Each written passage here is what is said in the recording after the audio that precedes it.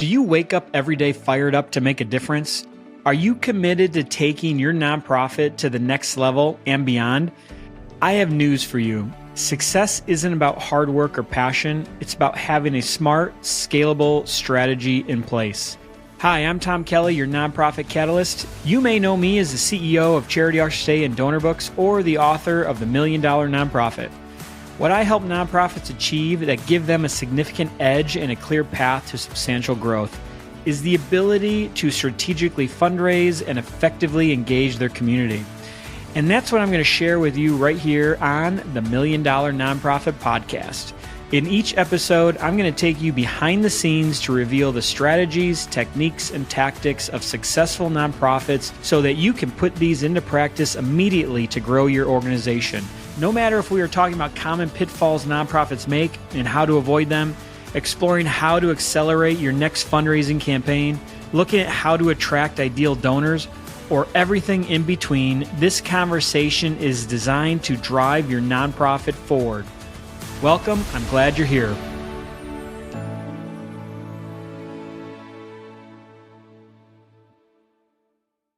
Today, I am here with AJ Williams with AJ Events. AJ, thank you so much for being with us today. Thank you for having me, Tom. Well, hey, let's dive right in. Can you tell me a little bit about AJ Events and your journey in the nonprofit event planning space? Sure. So I have been in the event space for about 30 years. I've had my company for 22 years, and my journey started in the social event space, planning weddings, luxury weddings, and bar and bat mitzvahs. And then I started to sublease my office from a political lobbying firm called ADS Ventures in the heart of Back Bay, right on Newbury Street. And I started to plan some of their political events in Massachusetts, New Hampshire, for Alan D. Solomon, which is what ADS stands for, and a former congressman. His name was Chet Atkins. So they basically approached me one day, Chet Atkins in particular, and he said, I think you have a knack for fundraising. You should get into nonprofit events. And all I kept hearing was nonprofit. So I'm like, well, what does nonprofit have to do with my company? And how is that going to benefit, me? And, so we started talking and diving a little bit deeper into that process. And I I learned a lot about fundraising from them, as it was a political lobbying firm. And Alan Solomon is one of the top fundraisers in the country. He was the, chair of the Democratic National Convention at one point. He, fundraised for the Clintons. So he really taught me a lot about fundraising and especially to high net worth individuals. So I learned a lot from them. I eventually really loved fundraising, and I loved the high I received the day of the event or after, receiving a really big donor and closing them. So it became my niche with my company, and to this day, I would say we raised close to $85 million in the course of my career. Wow, that's amazing. And with the organizations that you normally work with, are the majority of them political nonprofit organizations, or does it kind of span across any type of nonprofit? Most of them are not political. We plan a lot of events for just in general nonprofits, but we do a lot with housing, food insecurity, shelters, youth development. We have a lot of great causes, and we're lucky that we learn every single day from our nonprofit organizations and the causes that we support. What are some of the key components that make a fundraising gala successful? For me, the key elements that make a fundraising successful, there are quite a few, and it's like chemistry for an event. But for us, really, it's about the experience. Experience adds energy to the event. And when you have a lot of energy, you raise more dollars. So I would say for anyone that's planning an event, make sure that you are planning and implementing a really great experience for your attendees, because once they have a wonderful experience and they're enjoying themselves, it creates energy, and that's really the key to success. What has been one of the most unique experiences you've created for an organization? That's a very, very good question. One of the unique experiences that we created for an organization, we have quite a few, but one that really stands out to me, the USGA approached us because of another event great experience that we created for another nonprofit. But they came to us because they wanted to diversify the game of golf. They wanted to help create that exposure for the diversity, and getting people of color to enjoy golf and create that exposure around golf. So we conceptualized an event for the U.S. Open. So it was a really big event here through the Country Club and one of the top venues here in Boston, the Newberry. And we created this wonderful event targeted, people of color and the who's who, and people that weren't the who's who, and really meshed them in together into this really great experience. And we put together an experience that included celebrity comedians and sports reporters and golf greats of all time, and a really great social experience. And together that accumulated into this really great golf experience. And it really helped to diversify the game of golf and create that exposure that people really liked. And we had Chris Spencer, who's a comedian and actor, as well as Anthony Anderson. They were both co-hosts for the event. We had we had a sports desk with the top names in minority golf reporters there, basically reporting from the sports desk from our event. And we had really great golf greats that we honored through that experience. So people came for that. They came for the golf reporters, the sports reporters, as well as Anthony Anderson and Chris Spencer, and then the entertainment that we had, throughout the evening. So it was such a great event. We raised $2 million in 3 months, and the U.S. Open continued to expand on that event, post event. So when the U.S. Open happened in California the next year, they continued that event. Oh, very nice. And you said over a few months that you were able to raise $2 million. What are some of those strategies to engage donors and attendees either before, during, and after the event to kind of keep it going for not just the day of the event, but leading up to it and afterwards?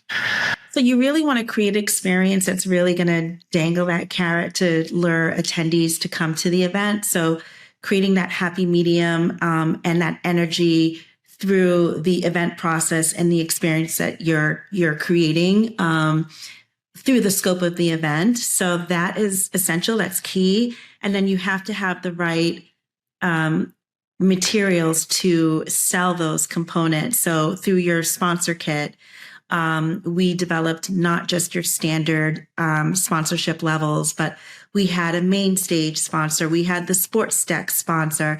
We had an entertainment sponsor, and different activations that we sold, which were key to raising dollars for the event. And then the strategy was working with the Country Club, which is one of the top country clubs in the country and most exclusive, and one of the oldest for golf courses across the country. We capitalized on their members and their friends of their members in order to have them engaged to raise dollars for the event. So that was also essential and key. What are a few key aspects to these events that nonprofits need to start implementing on their own? Because with helping raise over $85 million, you must be doing something right. Like, what is the secret sauce that you implement that some smaller nonprofits can do on a smaller scale to kind of help their level up their events? Well, I think the secret to our model is really providing a really great experience that's going to lure people to come, and then developing your sponsor kit where it sells itself. So your sponsor kit is selling the donations, the sponsorship levels for you, so you can actively continue to solicit and secure and cultivate more donations for the event and sponsor levels. But the key to that also is making sure that you have the right team in place to activate all of your sponsors, because we find that, once the sponsor is committed, which is why we've made it as part of our model and our process.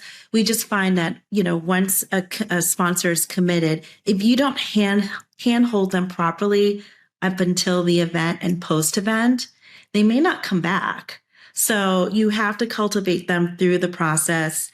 And even though it's daunting and there's a lot of hand-holding and it takes a lot more time, those are dollars that you can't afford to lose. And, you want to make sure that you're keeping those donors happy. Is there any type of technology that you use at your events that kind of help you and your team manage not only the sponsorships, but, any of the other events that you might do at the galas? We used to work with some software. Now, again, we work with, some fundraising software for fundraising like LBL or, any of the fundraising tools for donorship and, keeping reports and what have you. Those still exist. But, we find that especially when it comes to on-site fundraising, sometimes manual is better. Some old school people really just like to jot down their information on a paddle card rather than swiping a card or, uploading something to a software or what have you. So having that manual component merged with the digital aspect, so your younger folks, feel comfortable with doing either or. And then there are some people that just really like to keep anonymous. So you want to make sure that you have all forms available for people to donate. Going beyond just the amount of money raised, how else do you measure the success of each fundraising gala? So that's also a really good question about measuring success. I think post-COVID, we see a lot of events that really thrive for the experience or the Instagram, worthy elements of the event.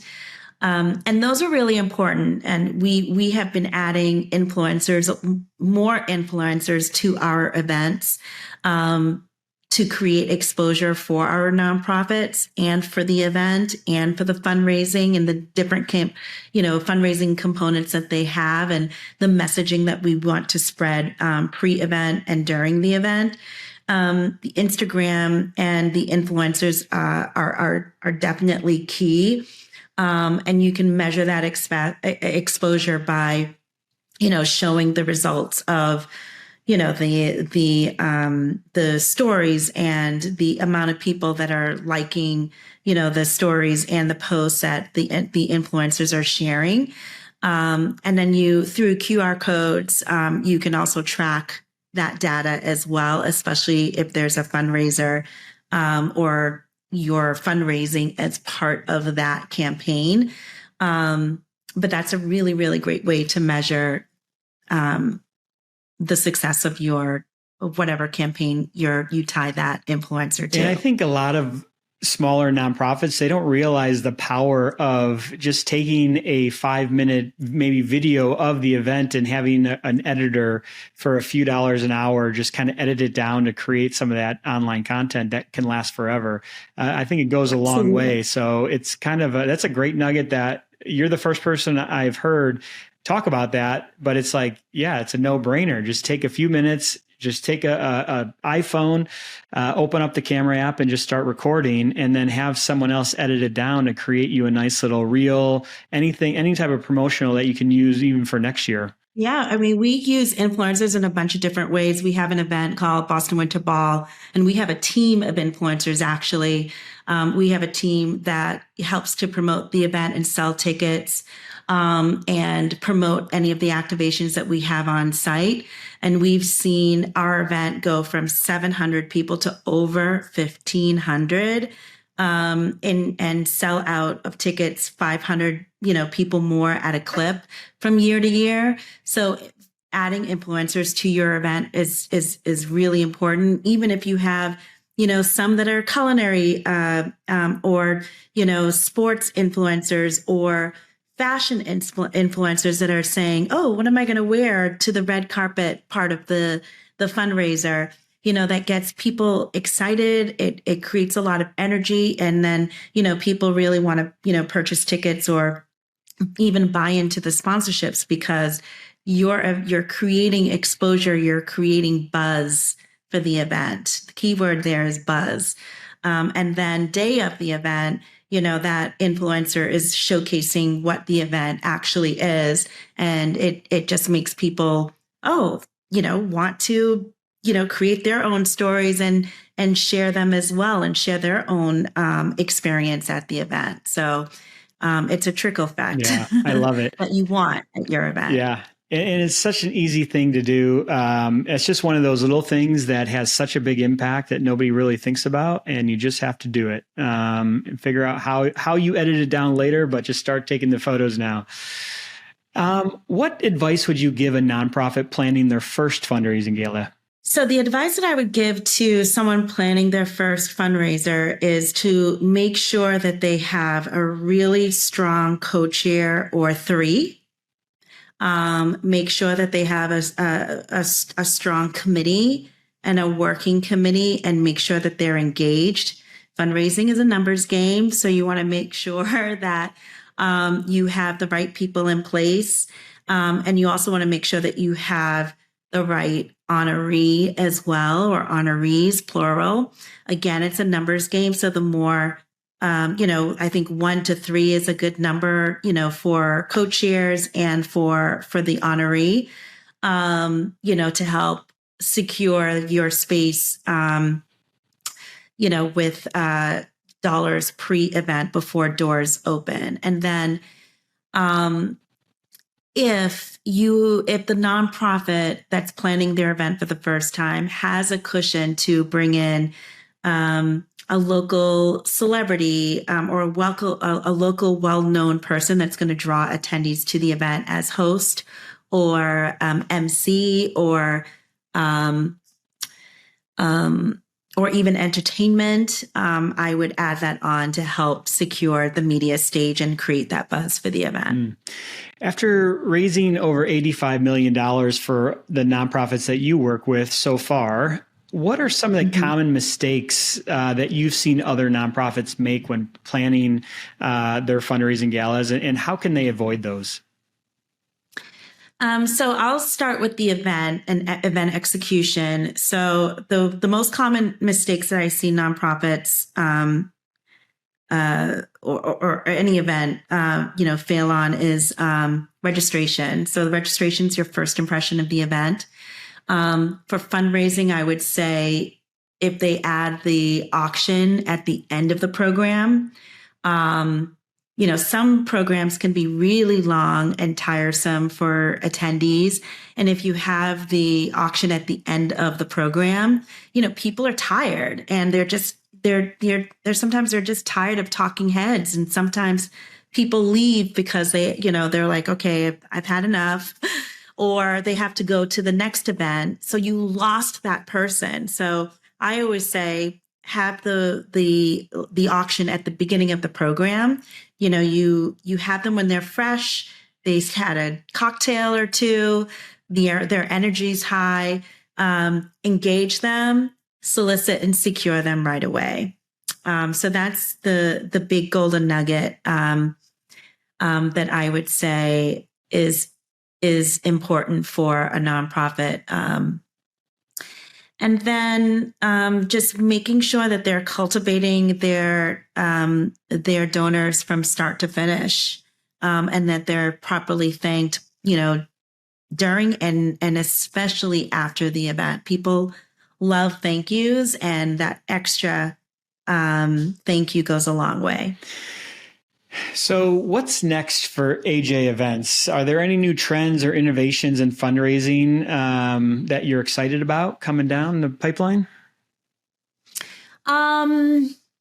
I would say, everything out of COVID is all about more experiences and more activation. So I love that events are taking on more activations and decor to make it more press worthy and social media worthy. So I love the experiences and the different components. It definitely adds to our planning and labor for the event, but in the end, it creates a better experience for the event. So we love events that we're seeing a bigger trend on nonprofits taking a higher level experience for the event and maybe taking it on for more of a weekend experience where people are coming in, they're taking them through this journey and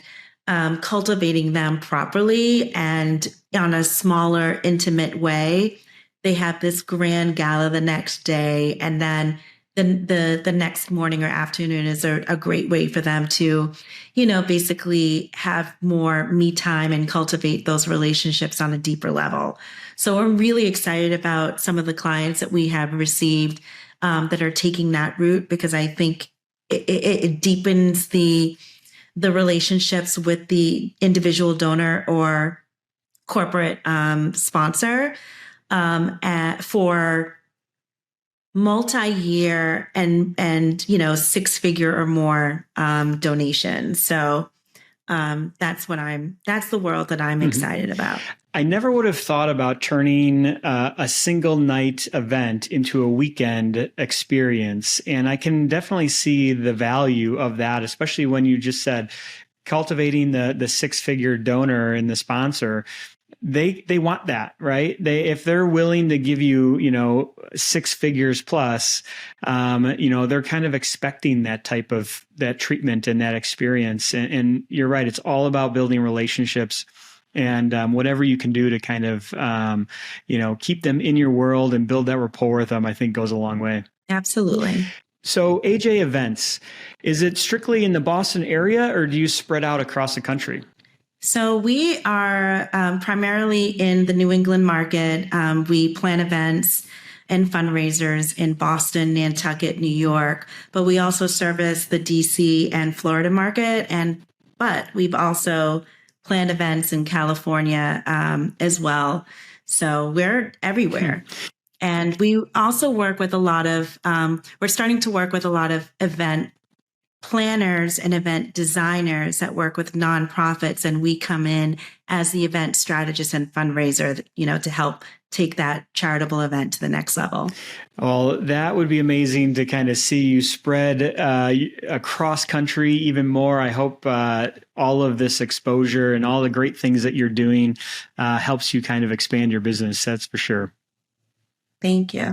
So how can our listeners learn more about your services and get in touch with you? Obviously, all of our listeners want to level up their events. So how can they reach out? How can they find out more information about what you do and possibly get some help? Sure. So they can visit us at ajwevents.com. On our contact page, we have a Calendly link, so you can always set up an appointment with us there through our contact page. You can reach out to me by email, aj@ajwevents.com. We, on all of our social platforms, our handle is AJW Events. So you can check us out and our current events on on social. Awesome. Well, AJ Williams, this has been a blast getting to know more about you personally, and then also what you do in the nonprofit space. So if anybody's looking to level up their fundraising gala, definitely reach out to AJ Williams at AJ Events and take your next fundraising gala to a whole new level and level up and 10x the amount of money that you raise at your next event. AJ Williams, thank you so much for taking your time today. Thank you so much. Thank you for listening to this episode of the $1 Million Nonprofit Podcast. You're here. That means you're ready to take your nonprofit to the next level and make a greater impact. Come visit realtomkelly.com/playbooks to download free playbooks that your nonprofit can use today to start scaling to $1 million in donations. Plus, so much more. Catch the new behind-the-scenes insights on the next episode, and until then, here's to the impact you will make. I'm Tom Kelly. Don't forget to subscribe, share, and encourage others to listen.